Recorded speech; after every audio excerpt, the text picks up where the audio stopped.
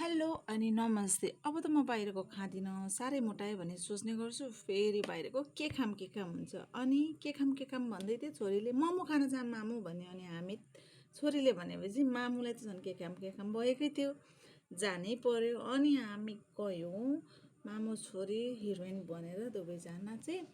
छोरीको चाहिँ टक्क दुईचुल्टी बाँडिदिएको, मख छिन् मेरी छोरी माया, मेरी मुटुरी। हेर न, पोज त फेरि मेरो छोरीको खत्रै हो नि त होइन। अनि यत्तिकैमा हामी स्कुटर राखेको ठाउँमा पुग्यौँ। अनि म छोरीलाई भिडियो बनाइदियो भनेको, बिचराको क्यामेरामै हात लगाए चाहिँ हाम्रो चाहिँ बाटो खराब भएर स्कुटरभित्र लिन मिलेको छैन, त्यही भएर हामीले अर्काको घरमा राखेको छौँ। यत्तिकैमा हामी हट मोमो किङमा पुगिसकेको छु गाइज। यहाँको मोमो नि जस्तो नाम छ त्यस्तै मिठो छ के। अनि हामी चाहिँ कहाँ बस्ने भनेर कन्फ्युजन। अनि छोरीले चाहिँ यता बस्छ मामु भनिन्छ। अनि हामी यता आएर बस्यौँ। मेरो मुटुरी जहाँ भन्छन् म पनि उतै जान्छु। अनि यत्तिकैमा हाम्रो चाहिँ सुप आइसकेको थियो। सुप चाहिँ एकदम मिठो हुन्छ, मलाई मिठो लाग्छ जे भए पनि, जाडो होस् या गर्मी। अनि मेरो छोरीलाई अरू दिन चाहिँ पिरो लाग्थ्यो, तर आज चाहिँ उसलाई पिरो लागेन है। साथीहरू मिठो मानेर खाइरहेको छ उसले पनि। मिठै हुन्छ सुप, मलाई पनि मिठो लाग्छ। अनि यत्तिकैमा चाहिँ हाम्रो मोमो पनि भाइले लिएर आइसकेको छ। अनि छोरी कति खुसी भइरहेको छ। अनि छोरी यत्तिकैमा छोरी मामु सस छैन भन्दै थिइन्। अनि अब छोरीले उत्तिकै पनि खान्छ त, तर चट्नी खाँदैन नि त, त्यही भएर सस मागिरहेको थियो। अनि छोरीको चाहिँ एकदम फेभरेट हो है, मभन्दा बढी चाहिँ छोरीले खाने गर्छ यो मोमो चाहिँ। अनि एक प्लेट मोमो मगायो भने उसले सबै खान्छ क्या, मैले थोरै खाने हो।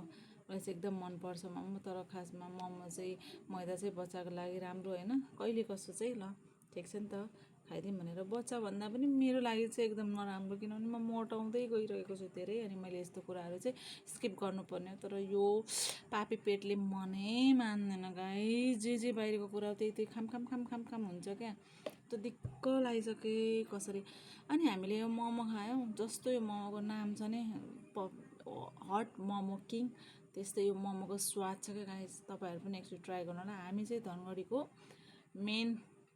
जुन ठाउँ मेन ब्रान्च छ नि मोमो, यो हट मोमो किङको हो, त्यो ठाउँमा गएको थियो। एउटा हसनपुरमा छ, एउटा चाहिँ नवजीवन हस्पिटलको त्यहाँ छ, अर्को चाहिँ कता यता क्याम्पस रोडै कता छ है। अनि यत्तिकैमा हामी आउँदा मान्छे त्यति धेरै कोही हुन्थेन, तर हामी मोमो खाएर सकुन्जेल त त्यहाँ एकैछिनमा मान्छेहरू भरिसक्नु भएको। हजुरलाई मोमो कस्तो लाग्यो? यम्मी मिठो थियो। कहाँको मोमो खाएको अरे तिमीले? हट किङको हो न? गाइजहरू हजुर पनि ट्राई गर्नु होला, हट मोमो किङको मोमो एकदम मिठो हुन्छ।